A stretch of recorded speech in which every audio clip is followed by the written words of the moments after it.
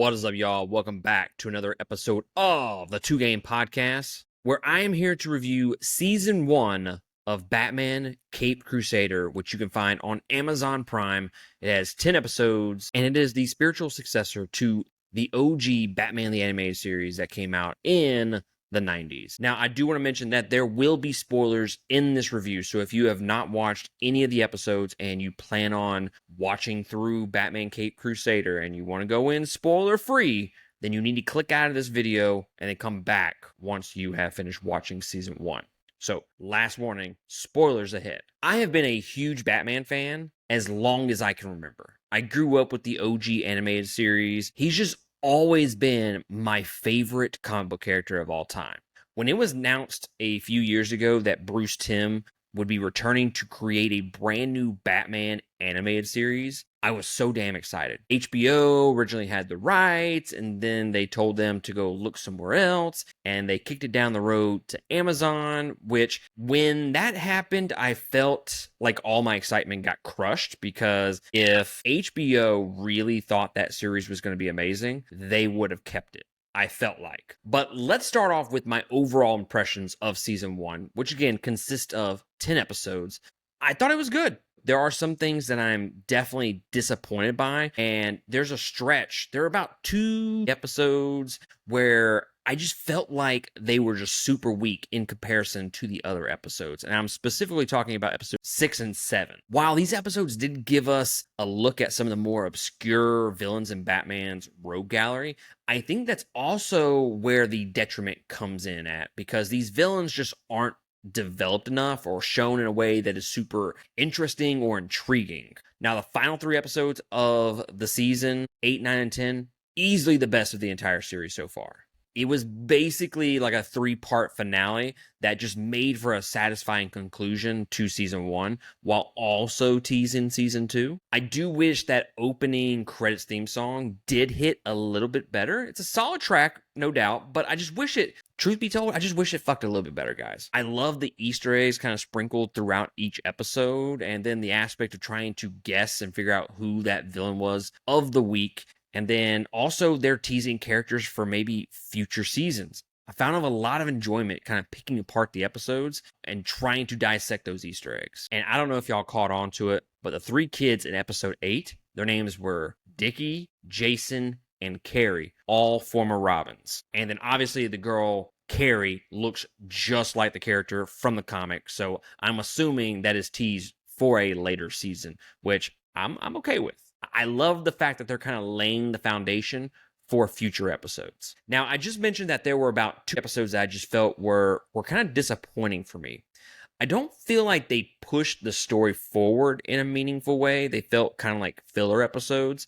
The last 3 episodes were so damn good. It was like the rise and fall of Harvey Dent / Two-Face, and it just felt like at that point in the season, it just felt 100% earned after some decent legwork in the previous 7 episodes. Like, if they had done that at the very beginning of the season, it would not have worked properly. And I love how the season ended altogether. We have Batman being pissed off about Dent's death, and now he has his eyes set on Rupert Thorne. He tosses a batarang at him from another building, and it has the dopest callback to the Batman animated series with the lightning striking in the background. So fucking dope. I wanted to jump up and scream when I saw it. And then we get that season 2 tease of Joker showing up.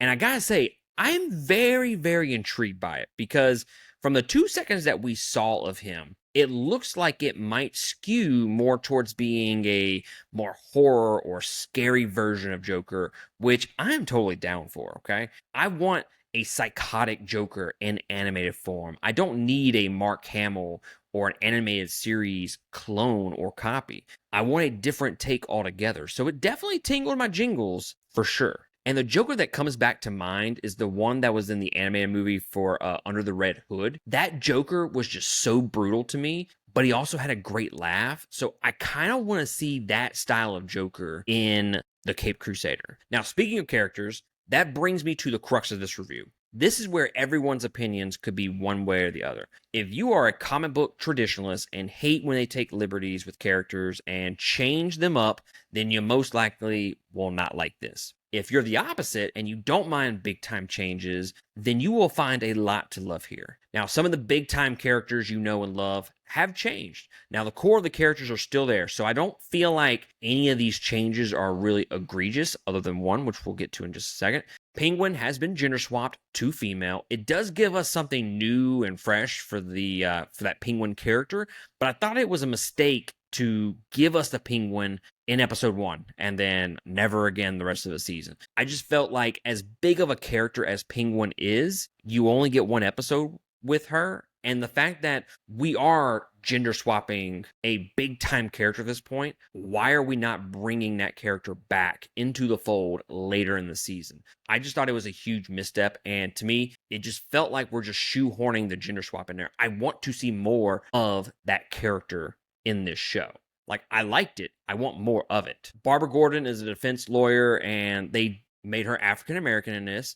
I don't have any issues with her changes whatsoever. I enjoyed her characterization in season 1, and I'm hopeful that she becomes a more prominent character in season 2 and gets a lot closer to Batman. The biggest change here involves Harley Quinn.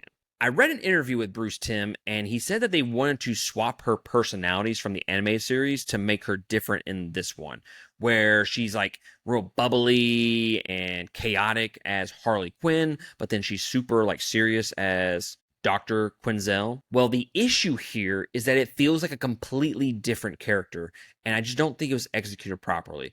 When you go with the Penguin and you go with Barbara Gordon and then any of the other characters you can mention, at least they stayed true somewhat to what the core of that character was. Harley Quinn just feels like a completely different character to me. In Caped Crusader, Dr. Quinzel is the more lively personality, while her alter ego, Harley Quinn, is the jester. She's super serious and kind of monotone, and it just fell completely flat for me. With those previous changes I mentioned, I just don't feel like it changed the core of the character. If they never mentioned Harley Quinn's name in this show, I never would have been able to tell you that it was her. Like, that's how different she is in the show. Now, let's discuss Bruce Wayne and Alfred's relationship in the show. In every iteration of Batman, Alfred is always seen as a fatherly figure to Bruce. Bruce relies on Alfred so much and loves him like a father. In Caped Crusader, Bruce Wayne is, guys, he's a bit of a dick to Alfred, plain and simple. I was very much turned off by this over the course of like the first,